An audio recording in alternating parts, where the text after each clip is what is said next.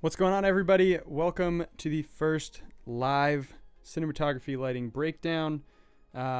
Welcome. Should be fun. We have a lot planned today. I'm going to go through a little bit how I have this sort of scheduled out. We're going to start with just showing the footage and what we're going to be looking at, and then I'm going to go in and talk about some of the camera gear, very similar to how I normally do them, but it's going to be open up for questions. I'm going to sort of save questions throughout it, and then I'll answer some of them at the end. If you can, make sure that they're towards this project. I don't want to be answering random questions. Maybe if there's a bunch, I'll answer them at the end. But starting off, we're just going to be getting right into this. So whenever you're in here, say hi in the chat, ask questions whenever you want, and we'll just get started with this. So the first thing that I'm going to do is I'm just going to do a playback of the footage so you guys can check it out and see what we're going to be looking at, and then we will jump into Photoshop and start breaking it down.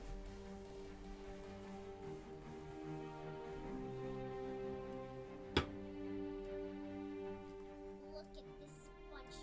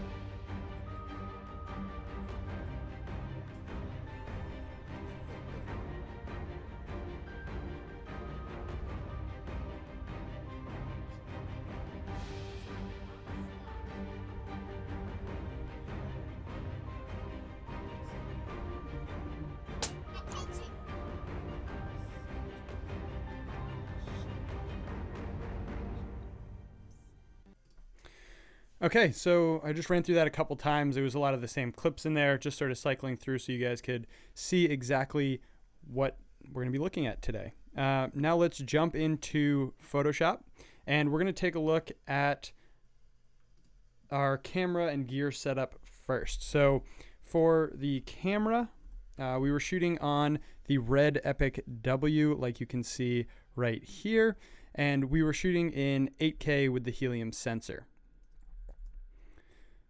For our lenses, we were using the Rokinon Zine. So the Zine, that was a bad X. Zine 50 millimeter, as well as you can see over here on the left side, the 24 millimeter. We basically just jumped between those two lenses throughout this whole setup.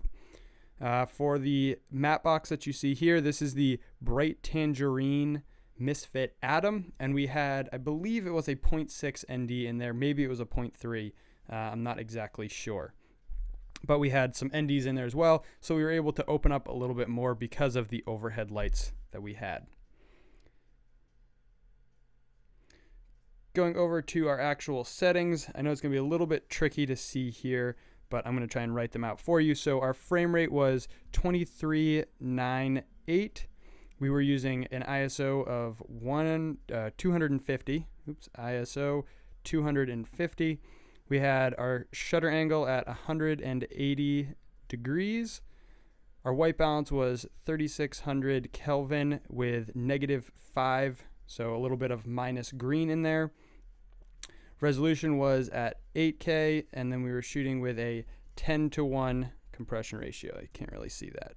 10 1 compression ratio, just because we didn't need the huge file sizes and we weren't doing any VFX and stuff on it. So jumping over into, actually the other thing I want to check out was the histogram here. If you notice how we're exposing it, you can sort of see that all of our histogram is basically pushed into the left. That's going to give us that darker image that we're looking for, but being sure that we don't have anything crushing in the black, so nothing in that goalpost on the left, as well as no highlights blowing out like from the light fixtures that we had overhead. So just keep that in mind as you're exposing images.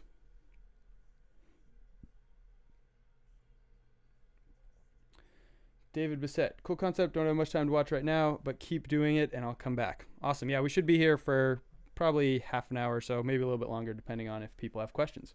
And if you do have questions and you're just joining us, make sure to throw them in the chat. I'll be getting to them whenever I can throughout this. So definitely make sure to ask questions. Jumping over to our first shot. So this was the intro shot that you saw as our talent walks in and sort of comes around the corner. Now for this, we had a pretty easy lighting setup. Let me see if I can find. So this was the light that we were using out there. So our talent was basically standing like right here. And then we just had this light bouncing off a white cyc wall. If you watch the set walkthrough video that I did, I sort of go through the whole placement of all this stuff. So if you haven't seen that, definitely go and check it out. There's a link to it in the description below. But it's basically just a walkthrough of this whole setup. So we had this light just bouncing off the white cyc, giving us a really large soft source, giving us that nice wrapping light. Like you can see, if I can find where my mouse went. I don't know where my mouse is. There it is. Like you can see, coming from this side and sort of just wrapping around our talent. It also did a really cool thing on the tent by giving us this nice gradient in the background from light to dark. And that helped out with sort of silhouetting our subject's face here. So you can still make it out, even though you can't see her eyes or really anything in her facial features. You can still see that it's a person and who it is, even though it's a super dark image. Going on to the next shot, which uses the same sort of lighting setup as well as some lights inside. But I just want to show what else this light was doing. So our talent came in from the side here and then walked in and stood up at this table. What that light outside is doing, again, is just helping on the tent here, giving a little bit of definition, but not overexposing it and sort of making it too prominent in the image. We're just getting a nice little fill on it so we can tell that something is there and it's not just completely black. Going into our next shot, actually, let me talk about some of the settings for that light. So this is what we had it set up as. So we were at 25. Nope, we were not. It's this one. So we were at 3200 Kelvin, so a little bit warmer light. You remember our white balance was 3600 Kelvin. So this is giving us a little bit warmer look than what our white balance is set to. And we only had it at 12.3%. So really, really dimmed down. We didn't need a lot of output with this, and we were still using NDs. So you can see just how powerful these lights are. And I think we were stopped down to about like a 2.8 or something like that. Hey, if I have no time now, this video will be available. Yeah, I'm going to leave it up on the channel afterwards. So if you want to come back and watch it, if you can't watch it now, it'll be live on the LensProToGo YouTube channel afterwards. And then we didn't have any green offset. The room just had a little bit of green feel to it with the tent. That's why we had the green shift from the on our white balance on our camera. So going to the inside, let's take a look at one of the shots on the inside. So this is of one of our talents. Basically what we did after we got our sort of establishing shot out there, we just came in and we just popped off all of these different close-ups. So we have a bunch of them just going through all of our talent. And we really didn't do any adjustments of lights. It was basically the same setup throughout this whole process. So let's go through what that light is. And there we go. So Right up top here, you can see we have a light panels Gemini, and we didn't have any barn doors on it, so we just custom made some out of some cardboard box and gaff tape to it. Great thing with LEDs is that they don't burn super hot, so you're able to do this without having to worry about these sort of catching on fire. So we made this sort of frame so that it would direct our light downwards instead of spilling out all over our background, because we didn't want that to get lit. We just want it to go straight down onto the table down below. You can also see that we have 2 lights on either side. These are our practicals. These are what you saw in the shot. And in here we just have 2 LED lights. They aren't dimmable, or we didn't have them hooked up to dimmers. And so we just did all of our exposure adjustments off of that, and then we tweaked the light panels light to match whatever our exposure was or whatever we needed for an exposure. Don't the zines have some green too? Yeah, they do have a little bit. I believe the Sigmas do as well. They have a pretty green-blue shift to them. But that would also be another reason to adjust the white balance tint shift. So that's the overhead. For our power on that light panels, so we had it again at 3200 Kelvin, just like we did with the outside one, matching those LED lights that we couldn't really adjust, just the ones that we had for the bare bulbs in the practical lights. And then we had this at 25%. So again, we had a lot of power to be able to output this a little more if we needed to, but we didn't want to overpower and make it seem like there was too much light coming from those practicals that were pretty dimmed down in the shot.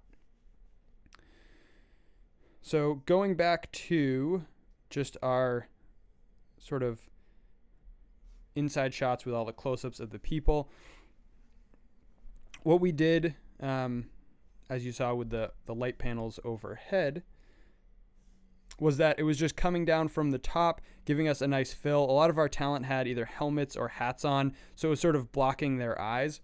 One of the really great things about having a brighter table, let me see if I can get a shot of the table here, is that when this light was coming down, it was actually bouncing up and giving some fill light into our subjects' faces, as well as a catch light in their eyes. I think you can see it really good in this shot. Yeah, if you look right in his eyes here, you can see just the reflection of the table bouncing up into it. We get this sort of hard light coming from the overhead, and then a nice soft fill on the inside, which gives a really good transition from the light hitting him versus the light that's bouncing up and reflecting into his face. One of the other things I wanted to show was how we actually rigged up these overheads. Let me see if I got a... Yeah, here we go. So this isn't a great picture by any means. It's not well shot. But it kind of demonstrates how we had it set up. So this is the light panels, obviously, and you can see sort of the frame here. Let me just make it outline a little better. There we go. So this is the light panels yoke, and we just had that going up to some ropes. Now, the reason we did ropes instead of like putting it into some sort of grip fixture is that we wanted to actually have it be able to swing if we wanted it to move a little bit. Now, this is totally secure here, so it's not going to fall down. We have safeties on it and everything like that. But we didn't end up actually having it move because we just liked the static shot and we were kind of moving quick, being short on time. Off to the right here, we have a Manfrotto super clamp, and that's going through a Manfrotto magic arm out to a grip head, and then that's just holding on to one of the practicals dangling right off to the side of the light panels. The other practical light, you can see the cable here on the left, and that's just clipped into a carabiner at the top and hung straight down, and then we just leveled both of them so we'd get the same sort of results. Let's see. What other things can we talk about with the lighting? It was a pretty simple setup. I mean, besides just this one overhead light source, there really wasn't a lot going on.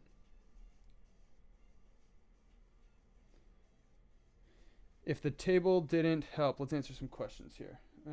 Yeah, if the table didn't help, how would you have gone about doing a catch light?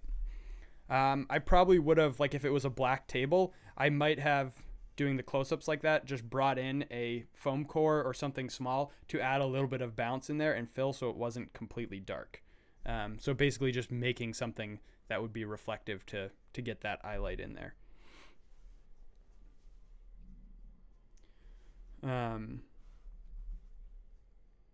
Does anybody else have any questions? I can go back in and just play the shots a little bit, and if you guys have questions, feel free to ask them, and maybe I can walk you through a little bit as we're doing these shots. Look at this bunch of me. And this isn't a final audio mix, this was just something I cut together with the audio in there.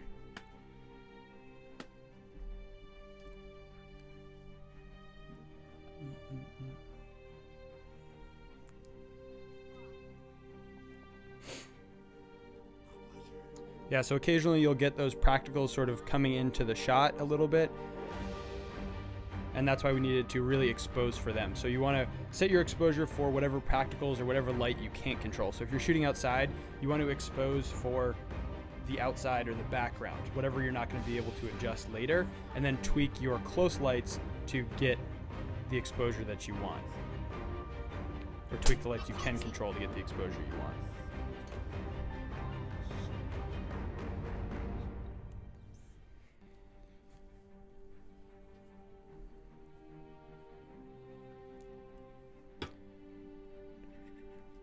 Look at this bunch of me. Does anyone have any questions or want me to go through anything a little more in depth? Talk about some of the other gear, some of our setting choices, anything like that?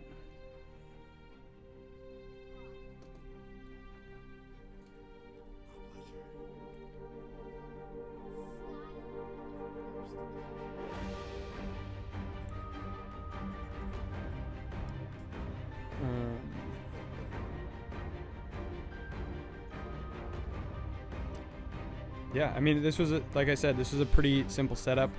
We also at one point had that white paper on the table that she was showing some stuff to the rest of the crew around her, and that was also helping with that bounce and fill light. Okay, I got a question from Ryan Wright. Do you always try to never let the shadows go into the red, or are there situations where you find it okay if the shadows get crushed? Say for like a dark sky at night or something. I prefer to always keep all that information, because once it hits those goalposts on either end, either clipping or crushing, then you don't have any chance of recovering it. Shooting at 250 and then keeping it as dark as possible without going into that crushed area. Then if I need to and we need to bring a little bit of exposure back, we can adjust the ISO and stuff afterwards and sort of bring that back without the worry of sort of no information coming from the dark areas. At night, obviously, there are chances that it's going to be black, but just be prepared to not be able to recover it. So what you're seeing is how it's going to look, and you're not going to be able to bring any of that information back without getting some artifacting and like sort of a lot of noise in the image, basically. Handheld. Yep, the whole thing was handheld. Like I showed at the beginning, let me see if I can go back to that real quick. This basically was our whole setup. We didn't use anything else, no support, so no easy rig. We just had this red Epic W with the lens and the matte box on it, the clip-on matte box. So we didn't have any rails. It was a really, really compact setup, and it just made it like super easy to run around with and grab all of the different angles and shots that we needed. So we made sure, which I kind of talk about in the walkthrough video, that we made the whole set 360 so that we could shoot in any direction. And then when we had that light in the center coming down, we were able to just jump around and shoot in any direction without having to worry about catching stands or like not having the right light. So we made sure to light for a 360 area, which if you're on a time crunch, it takes a little bit more upfront and a little more planning to figure that out. But once you have like an area lit that you could shoot in any direction, it makes the production so much faster, and you can just like grab tons of extra things too. Even if you're not trying to get it, you can just point in any direction and it's going to look good.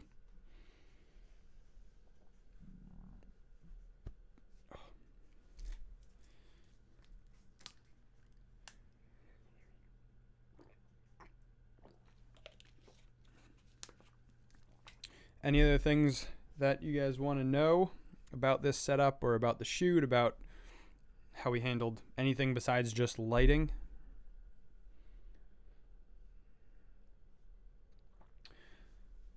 Zines compared to Canon, Cines, or CP3s, CP2s.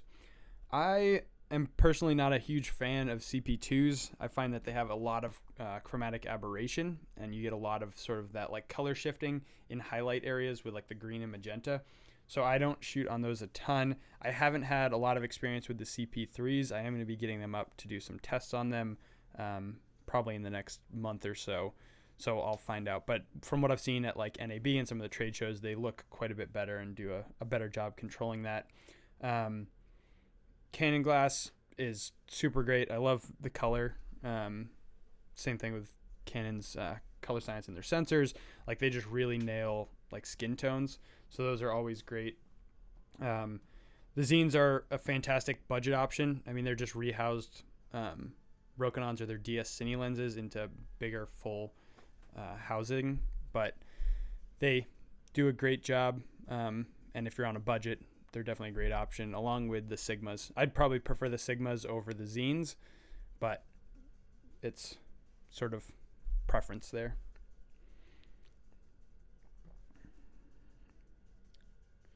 Let me go back to the video playback.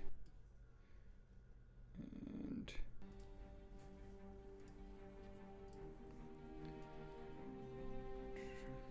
how did you manage the mics for great audio? Okay. Yeah, so for all of this, we didn't do any laving because there were just too many people and it would have been a little bit tricky. We also didn't have a huge crew for this. So what we ended up doing was just have a guy in there with a boom pole going out to a external recorder. And then we just synced it all up. So we used the internal mic and then we just matched it up in Premiere. But it was just a boom sort of going back and forth between talents was the easiest way to do it.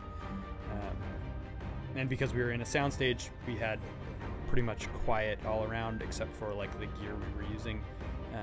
But the light panels don't really have a loud fan in them, and then the LEDs were quiet. They're just plug-in LEDs.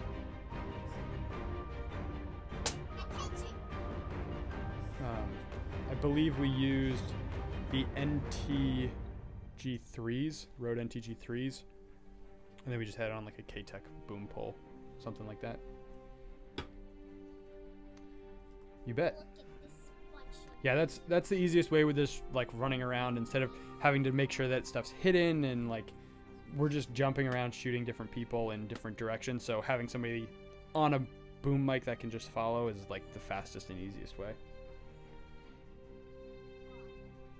Warehouse sets versus real locations. Do real locations shoots have a benefit?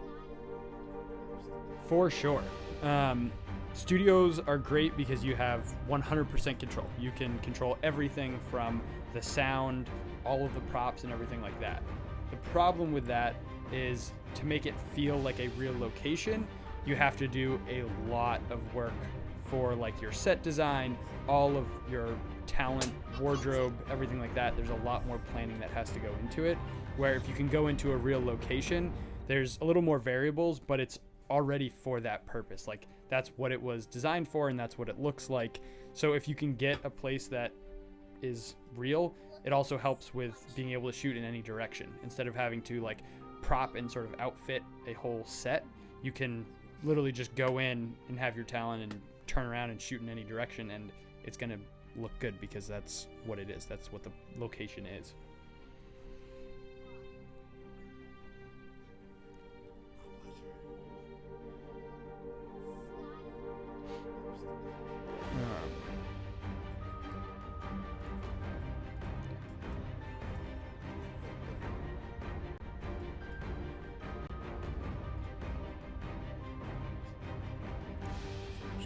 Something here.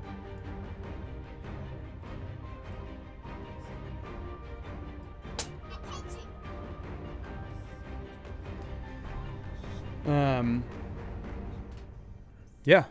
Any other questions about this or sets? Or I mean, it doesn't even necessarily need to be about this shoot. It could be about lighting stuff in general, why we chose to use what gear. I guess that's a great thing. The light panels, super flexible. They're a cheaper version of the Sky panel with a very similar output and same sort of color rendition.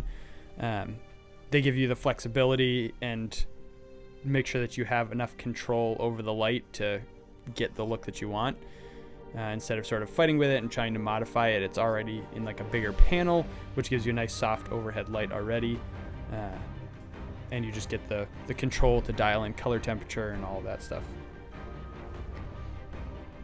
Hello from Moscow. What time is it there right now? It's 12:30 here, just before 12:30. What time is it in Moscow?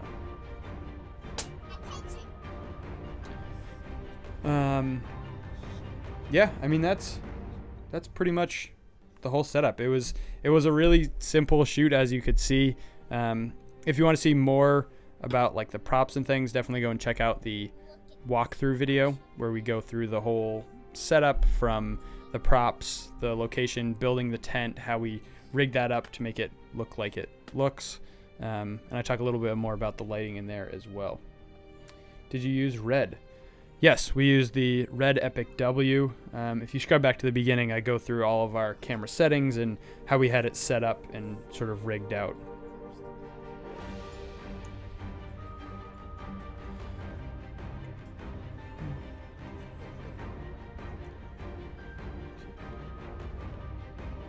It's 7:30 at night. It's dinner time.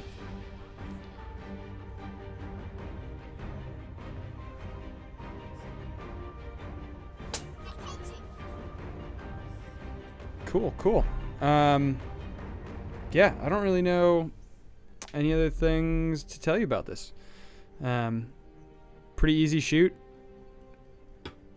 It's really all about like the props and getting the set to look good, and then once your lighting's in there, everything just sort of comes together with those two things.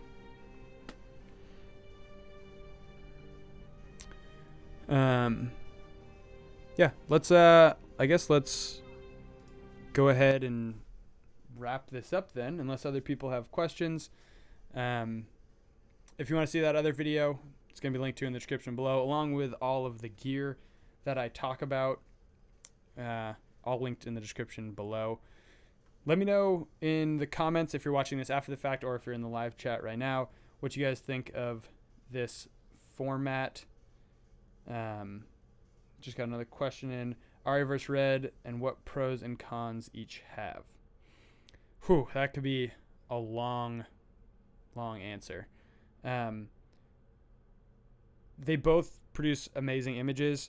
I really like the stuff that comes directly out of the Ari sensor. I just find that works so much better and it's much easier to tweak in post-production and just get it to look exactly like you want it to. Red, I find there's a lot more settings and things you have to go through to sort of make it look like the way that you want it to.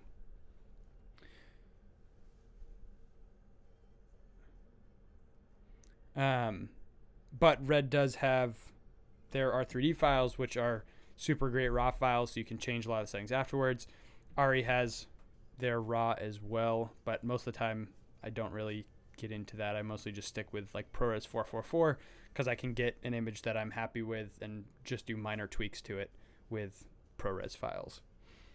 I also like the operation of Ari over Red. Like their menu system is just a better structure than Red's. I feel like theirs is very convoluted and it's a lot of clicks to get into something that should be very simple. With their most recent update, they did change a little bit of that where you can sort of touch and hold on settings and it'll be able to like pop up a menu from that instead of having to actually go into the menu to change things.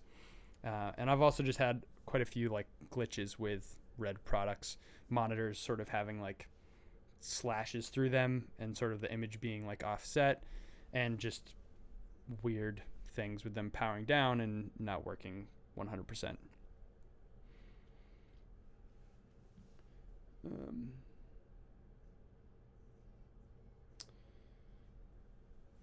What's up? Greetings from Cincinnati, Ohio. How's it going? We were just wrapping up. We gone for about half an hour, did the whole walkthrough. So if you want to check that out, it's going to be up on the page afterwards, so you can go and sort of just skim around and find parts that you want, as well as being posted after. I might try and go and cut in like a highlight reel. We'll see how it turns out. But yeah, like I was saying before, answer that question about the Aryan Red. Let me know what you guys think about this format. If you want me to do more of these lighting breakdowns in the future, I'd love to get some interaction and just talking and answering your guys' questions as we do this stuff. So make sure to like this video, subscribe if you want to catch more of these in the future. Turn on those bell notifications because we're going to be doing more of these live videos in the future, I hope. I really enjoy doing them, and we got a good setup going now. So I will see you guys in the next video. Again, let me know in the comments what you think, and we'll chat soon. See ya.